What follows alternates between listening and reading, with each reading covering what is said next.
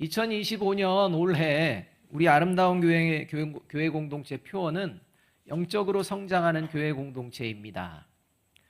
그래서 11월 교회 설립 10주년을 앞두고 9월과 10월 이 2달 동안 우리 아름다운 교회 공동체에 속한 저와 여러분이 영적으로 성장하고 있는지를 요한계시록에 나오는 소아시아의 7개 교회를 통해서 살펴보고 있습니다. 영적으로 성장하는 모습이 왜 중요한가? 이것을 잘 보여준 교회 중에 하나가 오늘 본문에 나오는 두아디라 교회입니다. 하나님께서는 두아디라 교회 공동체를 향해서 이렇게 칭찬을 해주십니다. 19절 말씀입니다. 나는 내 행위와 내 사랑과 믿음과 섬김과 오래 참음을 알고 또 내 나중 행위가 처음 행위보다 더 훌륭하다는 것을 안다. 이렇게 말씀하십니다. 이 말씀은 교회 공동체와 성도들을 향한 하나님의 관심이 어디에 있는지를 잘 가르쳐 주시는 말씀입니다. 이 말씀에 의하면 하나님의 관심은 성도들이 외모를 어떻게 꾸미고 있는지, 또 얼마나 배웠는지, 또 얼마나 가졌는지, 어떤 신비한 기적과 능력을 행하고 있는지, 또 예배당 건물은 어떠한지, 예배당 건물에 모이는 성도들은 많이 모이는지, 이런 데에 하나님의 관심이 있는 것이 아니라 하나님의 관심은 성도들의 신앙생활의 모습에 있다는 것입니다. 그래서 하나님께서 신앙생활의 모습을 살펴보신 결과 두아디라 교회 성도들의 사랑과 믿음과 섬김과 인내하는 모습이 신앙생활을 처음 시작했던 때보다도 영적으로 더욱 성장하고 있다는 것입니다. 그래서 하나님께서 잘하고 있다라고 칭찬을 해주십니다. 결국 교회 공동체와 성도들을 향한 하나님의 관심은 그냥 단순히 예수님을 믿느냐 믿지 않느냐가 아니라 신앙의 모습이 영적으로 성장하고 있는지 그렇지 않은지에 하나님의 관심이 있다는 것입니다. 그리고 이렇게 영적으로 성장하고 있는 두아디라 교회 성도들을 향해 하나님은 이렇게 명령하십니다. 그 명령이 25절 말씀입니다. 함께 읽어보겠습니다. 시작. 다만 너희에게 있는 것을 내가 올 때까지 굳게 잡으라. 이 말씀은 교회 공동체와 성도는 마지막까지 영적으로 성장하며 살아가기를 힘쓰는 존재다라는 말씀입니다. 자, 그렇다면 지금 예배의 자리에 있는 저와 여러분은 하나님으로부터 두아디라 교회 성도들과 같이 영적으로 성장하고 있다는 칭찬과 더불어서 잘하고 있으니 앞으로 영적으로 성장하며 살아가도록 힘쓰라. 이러한 말씀을 들을 수 있을까요? 없을까요? 한 가지 분명한 건 있습니다. 신앙이 성숙해지는 것, 영적으로 성장하는 것에 평소에 관심이 없는 분에게는 하나님의 칭찬 없습니다. 더 나아가서 그런 분에게 너에게 있는 것을 내가 올 때까지 굳게 잡으라고 명령하시지도 않습니다. 왜냐하면 들을 귀가 없기 때문입니다. 그러니까 하나님이 말씀을 하셔도 안 듣기 때문에 말씀하실 필요가 없습니다.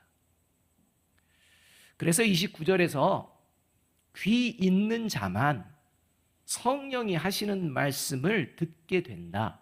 이렇게 말씀하시는 것입니다.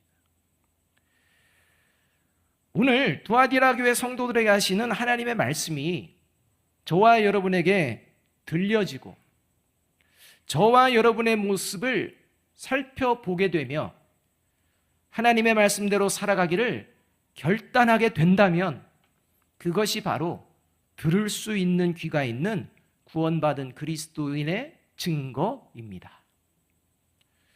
자, 그렇다면 너에게 있는 것을 내가 올 때까지 굳게 잡으라. 이 말씀은 구체적으로 어떤 모습으로 살아가는 것을 말씀하시는 것일까요? 첫째로 같이 한번 읽어보겠습니다. 시작. 하나님만이 참 신이요 모든 것을 아시고 공의로 심판하시는 분이심을 언제나 기억하며 살아가라는 말씀입니다. 18절 말씀 함께 한번 읽어보겠습니다. 같이 읽습니다. 시작. 두아디라 교회의 사자에게 편지하라. 그 눈이 불꽃 같고 그 발이 빛난 주석과 같은 하나님의 아들이 이르시되, 이렇게 말씀합니다. 이 말씀은 하나님이 어떤 분이신지를 예수님을 통해 가르쳐 주시는 말씀입니다. 예수님이 곧 하나님이시기 때문입니다. 이 말씀에서 나오는 세 가지 용어가 굉장히 중요합니다. 이거를 먼저 말씀하고 계십니다. 먼저 하나님의 아들이라는 용어가 마지막 부분에 등장하는데, 하나님이 이 소아시아에 있는 7교회에 말씀하신 내용 중에 하나님의 아들이라는 표현은 두아디라 교회에만 등장합니다. 그래서 하나님께서 두아디라 교회 성도들에게 하나님의 아들이라는 표현을 사용하시며 말씀하신 이유를 우리가 알아야 합니다. 그것은 두아디라 지역에 있는 사람들의 영적 상태이기 때문입니다. 두아디라 사람들은 우상 숭배와 로마 황제를 숭배하고 있었습니다. 두아디라 사람들이 우상으로 섬기는 대표적인 존재가 신이라고 여기던 제우스의 아들 아폴로입니다. 그리고 로마 황제를 숭배하는 이유 역시 신의 아들이라고 여겼기 때문입니다. 그래서 신의 아들이라고 하면 두아디라 사람들은 누구를 먼저 떠올리느냐? 아폴로와 로마 황제를 떠올리게 됩니다. 이런 상황에서 하나님께서는 두아디라 교회 성도들에게 두아디라 사람들이 신의 아들로 여기는 아폴로와 로마 황제는 참신이 아니라 거짓 신이고, 오직 참된 신은 하나님이요 참된 신의 아들, 하나님의 아들은 오직 예수님뿐이다 라고 말씀하고 계신 것입니다. 또한 눈이 불꽃 같다 라고 말씀하십니다. 이 말씀은 하나님은 모든 것을 살펴보시며 정확하게 모든 것을 아시는 분이다 라는 말씀입니다. 그래서 23절 중반절 이렇게 말씀하십니다. 모든 교회가 나는 사람의 뜻과 마음을 살피는 자인 줄 알지라. 그리고 마지막 세 번째로 발이 빛난 주석 같다라고 말씀하십니다. 이 말씀은 모든 사람을 공의로 심판하시는 하나님이시라는 말씀입니다. 그래서 23절 하반절이 이렇게 말씀해 주시는 것입니다. 내가 너희 각 사람의 행위대로 갚아주리라. 따라서 이 세 가지 용어를 종합해 볼 때 하나님께서는 하나님만이 참된 신이고 예수님만이 하나님의 아들이요 다른 모든 존재는 거짓된 신이며, 하나님은 모든 사람의 행위를 살피시고 정확히 아시며 공의로 심판하시는 분이시라는 것을 확실히 기억하며 살아가는 사람이 바로 영적으로 성장하는 그리스도인의 모습이라는 것입니다. 끝까지 살아갈 수 있는 그 이유라는 것입니다. 그래서 말라기 4장 1절과 2절은 하나님이 어떤 분이신지를 이렇게 분명하게 선언해 주고 계십니다. 만군의 여호와가 이르노라, 보라 용광로 불같은 날이 이르리니 교만한 자와 악을 행하는 자는 다 지푸라기 같을 것이라. 그 이르는 날에 그들을 살라 그 뿌리와 가지를 남기지 아니할 것이로되, 내 이름을 경외하는 너희에게는 공의로운 해가 떠올라서 치료하는 광선을 비추리니 너희가 나가서 외양간에서 나온 송아지같이 뛰리라. 바라기는 너에게 있는 것을 내가 올 때까지 굳게 잡으라는 말씀, 이 말씀을 기억하면서 하나님만이 참신이요 모든 것을 아시고 공의로 심판하시는 분이심을 언제나 어디서나 기억하며 살아가시는 저와 여러분이 되시기를 주님의 이름으로 축복합니다. 둘째로 너에게 있는 것을 내가 올 때까지 굳게 잡으라는 말씀 같이 한번 읽어보겠습니다. 시작.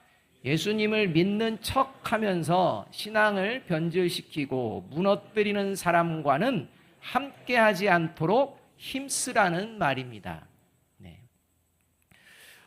특히 예수님을 믿는 척하면서 신앙을 변질시키고 무너뜨리는 사람은 교회 공동체 밖에 있을까요? 교회 공동체 안에 있을까요? 교회 공동체 안에 있습니다. 그러니까 예수님을 믿는 척한다는 표현을 쓰는 것입니다. 먼저 24절 말씀을 함께 한번 읽어보겠습니다. 같이 읽습니다. 시작. 두아디라에 남아있어 이 교훈을 받지 아니하고 소위 사탄의 깊은 것을 알지 못하는 너희에게 말하노니 다른 짐으로 너희에게 지울 것은 없노라.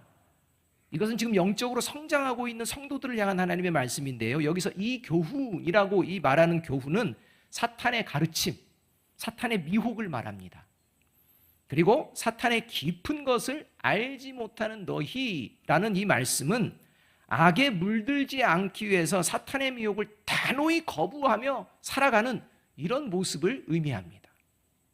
따라서 이 말씀은 악에 물들지 않기 위해서 지금까지 사탄의 미혹을 단호히 거부하며 신앙생활을 해왔으니 그 모습을 끝까지 잘 간직하라고 권면해 주시는 말씀입니다. 그 이유가 있습니다. 왜냐하면 지금 두아디라 교회 공동체 안에는 신앙을 변질시키고 무너뜨리는 사람과 그의 추종자들이 생겨나고 있었기 때문입니다. 20절 말씀입니다. 그러나 내게 책망할 일이 있노라. 자칭 선지자라 하는 여자 이세벨을 내가 용납함이니 그가 내 종들을 가르쳐 꾀어 행음하게 하고 우상의 제물을 먹게 하는도다. 여기서 언급되는 이세벨은 과거 북이스라엘의 아합 왕의 아내로서 아합 왕의 마음을 교묘하게 미혹하여서 북이스라엘의 바알과 아세라 이 우상 신전을 세우고 우상을 온 나라가 섬기도록 부추긴 존재입니다. 그래서 결국 북이스라엘을 죄악의 구렁텅이로 끌어들인 악한 여자의 대표하면 이세벨을 이야기합니다. 여자라고 하니까 좀 기분이 나쁘죠. 그래서 버가모 교회, 우리 전주일에 보았던 버가모 교회에서는 악한 남자의 대표가 나왔습니다. 누군지 아십니까? 발람. 그러니까 남자건 여자건 이런 악한 존재들은 누구에게나 어디서나 존재한다는 것입니다. 기분 나빠하지 마시기 바랍니다. 어떤 존재였느냐? 열왕기상 21장 25절에서 26절 이렇게 말씀을 해줍니다. 예로부터 아합과 같이 그 자신을 팔아 여호와 앞에서 악을 행한 자가 없음은 그를 그의 아내 이세벨이 충동하였습니다. 그가 여호와께서 이스라엘 자손 앞에서 쫓아내신 아모리 사람의 모든 행함같이 우상에게 복종하여 심히 가증하게 행하였더라. 이 일을 벌인 존재, 이게 바로 이세벨이었다는 겁니다. 이렇게 북이스라엘을 죄악의 구렁텅이로 끌어들인 이세벨과 같은 존재가 지금 두아디라 교회 안에서 교회 공동체를 어지럽히고 성도들의 신앙을 변질시키고 무너뜨리고 있다는 것입니다. 그리고 그의 특징은 상대방이 죄를 짓도록 교묘하게 미혹하며 가르친다는 것입니다. 그런데 문제는 죄를 짓도록 교묘하게 가르치는 자와 함께하지 않으면 되는데 성도들 중에 함께 교제를 하다가 덜커덕 죄를 짓고 신앙이 변질되는 일들이 지금 막 벌어지고 있다는 것입니다. 그리고 이세벨을 자칭 선지자라고 말씀하시는데 이 말씀은 하나님의 말씀을 왜곡시켜서 성도들을 죄짓게 만든다는 것입니다. 하나님의 말씀을 어떻게 교묘하게 왜곡시켜서 미혹했는지 정확한 것은 알 수 없으나 당시 상황을 예로 들면서 추측은 해볼 수 있습니다. 이러합니다. 당시 두아디라 지역의 가장 큰 특징은 산업이 발달했습니다. 이 산업이 발달하다 보니까 오늘날의 노동조합과 같은 비슷한 형태의 길드라는 조합이 있었습니다. 그리고 길드라는 이 조합의 조합원이 되어야 취직도 수월해지고 은행에 있는 거래도 수월해질 수 있습니다. 그만큼 이 길드라는 조합은 정치적으로나 경제적으로나 사회적으로나 더 나아가 종교에까지도 상당한 영향을 끼칠 정도로 그 힘이 막강했습니다. 그리고 이 조합은 자체적으로 섬기는 수호신이 있었습니다. 그래서 조합원들은 사업의 번창을 바라면서 이 사업의 번창을 위해서 정기적으로 자기들이 섬기는 수호신에게 제사를 드립니다. 그리고 제사가 끝나면 제사 음식을 나누어 먹으면서 쾌락을 즐기고 음행을 저지르는 일들이 그냥 빈번하게 일어났다는 것입니다. 문제는 이러한 모임에 빠지게 되면, 나가지 않으면 여러 가지 불이익을 당하는 경우가 일반적인 상황이었다는 것입니다. 그래서 그런 모임에 열심히 참여해야 합니다. 그렇지 않으면 불이익을 당한다는 겁니다. 자, 이러한 상황에서 두아디라 성도들이 어떻게 사회생활을 할지를 고민하는 겁니다. 살아야 되고 벌어야 되고 일해야 되는데 길드라는 조합을 통해서만 뭔가 좀 수월해지는데 우리는 어떻게 이런 상황에서 어떻게 살아야 될까? 고민들을 왜 안 하겠습니까? 고민이 됩니다. 이때 고민하는 성도들에게 이세벨이 이야기해 줍니다. 접근하는 겁니다. 그리고 우상을 섬기는 것과 음행은 하나님께서 가증하게 여기시는 것이라는 말씀이 있음에도, 분명히 있음에도 불구하고 이세벨과 같이 거짓된 존재는 마치 이런 식으로 성도들을 미혹을 한다는 것입니다. 이건 성경에 나오는 것이 아니라 제가 생각하는 미혹입니다. 생활에 어려움을 겪지 않고 불이익을 당하지 않기 위해 사람들과 적당히 어울리는 것을 하나님도 이해해 주실 거야. 너무 고지식하게 신앙생활 하지 않아도 괜찮아. 어차피 완벽하고 완전한 사람은 없잖아. 그리고 생각해봐. 그런 사람들과 어울리고 함께하며 어떻게 동질감을 느껴야 그 사람들을 교회로 인도할 수 있는 기회를 얻을 수 있는 거 아니겠어? 술자리도 부담 갖지 말고 마음껏 즐겨. 취하지만 않으면 되지. 맥주가 술이야? 음료지? 음담패설도 그냥 맞장구 쳐줘. 그리고 말하다 보면 다른 사람은 험담도 할 수 있지. 신경 쓰지도 마. 등등등. 어떻게 하면 그냥 타협하고 합리화하고 그렇게 해도 괜찮아. 예수 믿잖아. 이런 겁니다. 여러분 어때요? 제가 한 말이에요. 제가 생각한 거예요. 제 이야기 들으시면서 갑자기 마음속에 자유함을 느끼시는 분이 혹시 계시다면 지금 이세벨의 미혹에 빠져서 살고 있다는 증거입니다. 답답하다가 정말 그렇게만 해도 된다면 이런 마음 말입니다. 여러분, 하나님은 사랑이십니다. 믿으십니까? 그런데 여러분, 하나님은 죄도 사랑하신다고 생각하십니까? 절대 아닙니다. 하나님은 사랑이십니다. 근데 하나님은 죄도 사랑하지 않습니다. 하나님의 사랑은 죄를 짓도록 용납하시는 사랑이 아니라 죄를 짓지 않도록 이끄시는 사랑인 줄로 믿습니다. 여러분, 사랑으로 합시다. 은혜로 합시다. 라는 말들을 교회 안에 종종 합니다. 그런데 사랑으로 합시다. 은혜로 합시다. 라는 말을 옳고 그름 생각하지 말고 대충 넘어갑시다. 뭐 이렇게 따집니까? 좋은 게 좋은 거 아닙니까? 대충 넘어갑시다. 라는 말로 착각하는 사람이 있습니다. 바로 그 사람이 이세벨의 미혹에 빠져서 살고 있는 사람입니다. 여러분, 두아디라 교회는요, 처음 사랑보다 나중 사랑이 더 풍성하고 성숙했습니다. 그거 칭찬해 하신 겁니다. 이렇게 사랑이 풍성하고 성숙해지는 두아디라 교회 성도를 향해 하나님께서는 용납 안 돼, 이렇게 말씀하시는 겁니다. 우리 생각에는 그래도 품어줘, 말도 안 되는 얘기입니다. 그러니까 우리가 하나님의 사랑, 하나님의 은혜가 무엇인지를 분명히 모르면 사단의 미혹에 그냥 빠져드는 겁니다. 하나님 오늘 그렇게 분명히 말씀하시는 겁니다. 그래서 고린도전서 5장 6절 하반절은 이렇게 경고하고 계시는 것입니다.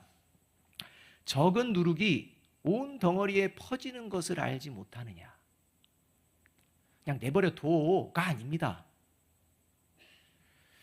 금묵작이라는 고사성어가 있습니다. 먹을 가까이 하면 검어진다, 이런 겁니다. 나쁜 사람과 가까이 하면 나쁜 버릇에 물들게 된다, 이런 비유입니다. 옆에 계신 분들에게 서로 이렇게 이야기해 줍니다. 긴장하고 계시는 것 같아요. 옆에 계신 분들에게 이렇게 얘기해 줍니다. 이세벨이 되지 맙시다. 자, 한 번 더 이야기해 줄까요? 이세벨과는 함께하지 맙시다. 마지막으로 한 번 더 얘기해 줍니다. 이세벨은 아니시죠? 빨리 얘기해 줘요. 자, 이세벨은 되지 맙시다. 이세벨과 함께하지 맙시다. 할 때 이세벨은요, 내가 이세벨인데, 이런다니까요. 드러내지 않습니다. 그래서 물어보는 겁니다. 이세벨은 아니시죠? 아니시기를 주님의 이름으로 축복합니다. 바라기는 예수님을 믿는 척하면서 신앙을 변질시키고 무너뜨리는 사람과는 함께하지 않도록 힘쓰며 살아가는 저와 여러분이 되시기를 주님의 이름으로 축복합니다. 그래서 셋째로 중요한 게 있습니다. 너에게 있는 것을 내가 올 때까지 굳게 잡으라는 말씀은 어떤 말씀이냐? 같이 한번 읽어봅니다. 시작. 회개의 기회를 놓치지 말라는 말씀입니다. 21절 말씀 함께 한번 읽어보겠습니다. 같이 읽습니다. 시작. 또 내가 그에게 회개할 기회를 주었으되 자기의 음행을 회개하고자 하지 아니하니라. 이 말씀에 의하면 이세벨과 같은 사람에게도 하나님께서는 회개할 기회를 주시는 하나님이신 줄로 믿습니다. 주셨다는 것입니다. 살아있는 동안 누구에게나, 어떤 사람에게나 회개할 기회를 주시는 것, 이것이 바로 하나님의 사랑입니다. 그런데 이 하나님의 크신 사랑이 내게 지금 임함에도 불구하고, 하나님이 기회를 주심에도 불구하고 계속해서 회개를 하지 않겠다라고 했다는 것입니다. 이게 지금 이세벨의 특징이라는 겁니다. 하나님께서 네가 가지고 있는 것을 굳게 잡고 내가 올 때까지 굳게 잡아라, 이런 말씀 안 합니다. 그에게도 하나님은 동일하게 말씀합니다. 회개하라. 근데 들을 귀가 없으니까 회개를 안 합니다. 이게 이세벨의 특징이라는 겁니다.